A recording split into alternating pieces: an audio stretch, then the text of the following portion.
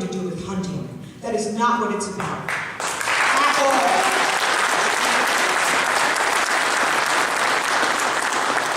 I am not savvy with guns. I'm afraid of them. But I am very glad they're here, and I'm very glad that there are overly armed men all over this audience. Because that is who is going to stand up for us when the police can't arrive on time.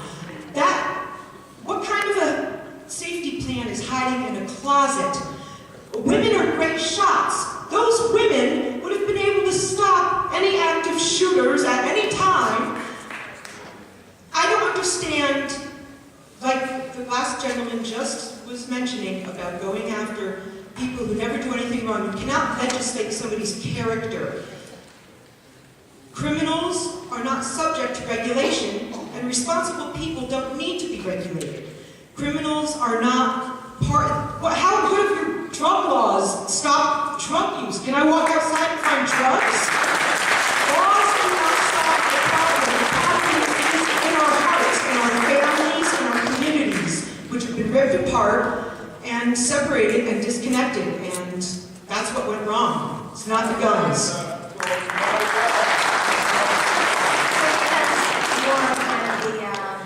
Possibly hearing about perhaps more way to concentrate on the economy and helping people get back to work, helping people not have to spend so much time at work, and mental health issues as well.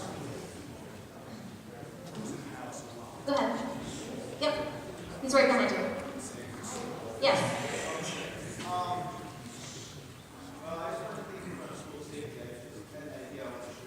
There's Mike. The overall issue of reducing violence in our country is a very broad subject that I could debate for hours on end.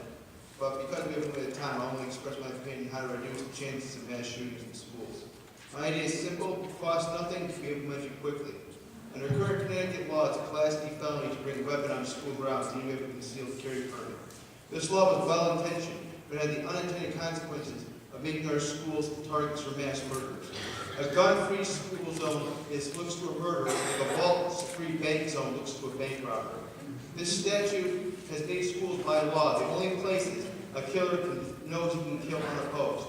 By simply repealing the statute, we can allow CCW permit holders the option of carrying their guns in schools. While many may consider putting armed people around their children a shockingly bad idea, please stop to consider the fact that people who carry guns with concealed weapon permits are already all around you. They're your friends, your neighbors, your co-workers. There are thousands of people in Connecticut who legally and responsibly carry guns in public every day. If someone can be trusted that responsible everywhere else, why is it rational to assume that he is less responsible simply because he is crossing into a school zone? I do not advocate armed guards or teacher militias. Anders Breivik, the Norway shooter, acted suspiciously to lure out the only security guard in the island and killed him first. He then proceeded unopposed, knowing that no one else could stop him. If the statute barring CCW permit holders from carrying guns in schools is repealed, I suggest schools adopt a strict don't ask, don't tell policy on concealed weapons carry. Many people feel uncomfortable around guns and wish to threaten they knew a certain individual had a gun. This person will become a target for anyone who wanted to attack the school. Also under a system of don't ask, don't tell, even if no one actually chose to carry a gun, a potential attacker wouldn't know if the school was defenseless. Under this system, we can dissuade a possible attacker from targeting the school, because it would be impossible for him to know what opposition he'll face once he's inside. No law will stop the children maniac from trying to kill people. However, by not making our schools the easiest possible target for them, we can hope to reduce school shootings.